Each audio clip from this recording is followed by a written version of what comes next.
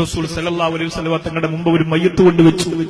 അള്ളാന്റെ റസൂൽ ആ മയ്യത്ത് നമസ്കാരത്തിന് സമയമായപ്പോ ആ മരിച്ചു കിടക്കുന്ന പ്രിയപ്പെട്ട ഉപ്പയുടെ പൊന്നുമോനെ വിളിച്ചിട്ട് ചോദിച്ചു, മോനെ വാപ്പാക്ക് കടമുണ്ടോ? ആ പൊന്നുമോൻ പറഞ്ഞു, 3 ദീനാറ് കടമുണ്ട് നബിയെ. അന്ന് 3 ദീനാർ എന്ന് പറഞ്ഞാൽ വലിയൊരു തുകയാ. അള്ളാന്റെ റസൂല് പറഞ്ഞു, എന്നാ നിങ്ങൾ നിസ്കരിച്ചോ, ഞാൻ പോവുകയാണ്. സഹാബികളുടെ കണ്ണ് നിറഞ്ഞു, യാ റസൂലല്ലാഹ്, നമസ്കരിക്കുന്നില്ലേ നബിയേ, നമസ്കരിക്കുന്നില്ലേ നബിയേ? അള്ളാന്റെ റസൂല് പറഞ്ഞു, കടക്കാരന് വേണ്ടി ഞാൻ നമസ്കരിച്ചിട്ട് കാര്യമില്ല. അല്ലാഹുവേ, ആ സദസ്സിൽ നിന്നുകൊണ്ട് ആ പ്രിയപ്പെട്ട മയ്യത്തിന്റെ പൊന്നുമോൻ വന്ന് റസൂലുള്ളാഹിയുടെ മുമ്പ് വന്ന് ആ സദസ്സിൽ നിന്ന് ഇറങ്ങിപ്പോകുന്ന മുത്ത് റസൂലിന്റെ മുമ്പ് വന്നിട്ട് പറഞ്ഞു, യാ റസൂലല്ലാഹ്, എന്റെ വാപ്പച്ചിക്ക് നിങ്ങളെ ഒരുപാട് ഇഷ്ടമായിരുന്നു നബിയേ.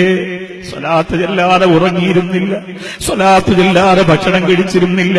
അല്ലാഹുവിന്റെ റസൂലേ, അങ്ങേക്ക് വേണ്ടി ജീവിച്ച എന്റെ പ്രിയപ്പെട്ട വാപ്പയുടെ മയ്യത്ത് നിസ്കരിക്കാറ് അങ്ങിറങ്ങിപ്പോവല്ല നബിയേ, അങ്ങിറങ്ങിപ്പോവല്ല നബിയേ. അള്ളാന്റെ റസൂല് മറുപടി ഒന്നും കൊടുക്കാതെ നടന്നുപോയി. നിങ്ങളൊന്ന് ചിന്തിക്കണം, ആരംഭ റസൂല് അത്ര വെറുത്തിരുന്നതാണ് കടം. അള്ളാഹുവേ, ഞങ്ങൾ വരുത്തി വെച്ച കടം ഞങ്ങളുടെ മക്കൾക്ക് വീടാൻ പറ്റില്ലെന്ന് ഞങ്ങൾക്കറിയാം. പടച്ചവനെ, നീ കാക്കണേ തമ്പുരാനെ, നീ കാക്കണേ റഹ്മാനെ, നീ കാക്കണേ തമ്പുരാനെ. ആ പ്രിയപ്പെട്ട മുത്ത് റസൂല് ആ മയ്യത്തിന്റെ മുമ്പിൽ നിന്ന് ഇറങ്ങിപ്പോകുന്ന കണ്ട് ബഹുമാനപ്പെട്ട അബൂ ഖത്താദ റളിയല്ലാഹു അൻഹു പുറകിലൂടെ ചെല്ലുകയാണ്. യാ ഹബീബല്ലാഹ്, നബിയേ, പോകണ്ട നബിയേ, ആ മയ്യത്തിന്റെ കടം ഞാൻ ഏറ്റെടുത്തിരിക്കുന്നു നബിയേ, ആ മയ്യത്തിന്റെ കടം ഞാൻ ഏറ്റെടുത്തിരിക്കുന്നു, ഞാൻ കൊടുക്കാം റസൂലേ. അല്ലാഹുവിന്റെ റസൂല് പറഞ്ഞു, ഉറപ്പാണോ അബൂ ഖത്താദ? കൊടുക്കാം നബിയെ, ഞാൻ കൊടുക്കാം. 3 ദീനാറല്ലേ ഉള്ളൂ, എന്റെ കയ്യിലുണ്ട് നബിയെ, ഞാൻ കൊടുത്തുകൊള്ളാം. അല്ലാഹുവിന്റെ റസൂല് തിരിച്ചു വന്ന് മയ്യത്ത് നമസ്കാരം നടത്തി. അന്ന് വൈകുന്നേരമായപ്പോ മുത്തുനബി തങ്ങളുടെ മസ്ജിദുൻ നബവിയിലെ അബൂ ഖത്താദ റളിയല്ലാഹു അൻഹു കടന്നു വന്നപ്പോ അല്ലാഹുവിന്റെ റസൂല് ചോദിച്ചു, അബൂ ഖത്താദ, ആ മനുഷ്യന്റെ 3 ദീനാർ നീ കൊടുത്തു വീടിയിരുന്നോ? എത്ര ഓർമ്മശക്തിയോടെ, എത്ര ഗൗരവത്തോടെ ചോദിച്ചു എന്ന് ചിന്തിക്കണം. അബൂ ഖത്താദ പറഞ്ഞു, നബിയെ, മറന്നുപോയി. കാരണമെന്തെന്നറിയോ? അല്ലാഹുവിന്റെ റസൂലേ, ഞാൻ മറന്നുപോയ കാരണമെന്തെന്നറിയോ? എന്റെ മുത്തുനബിയെ, 3 ദീനാറല്ലേ ഉള്ളൂ, എപ്പോഴെങ്കിലും കൊടുത്താൽ മതിയല്ലോ, കാണുമ്പോ കൊടുക്കാമല്ലോ.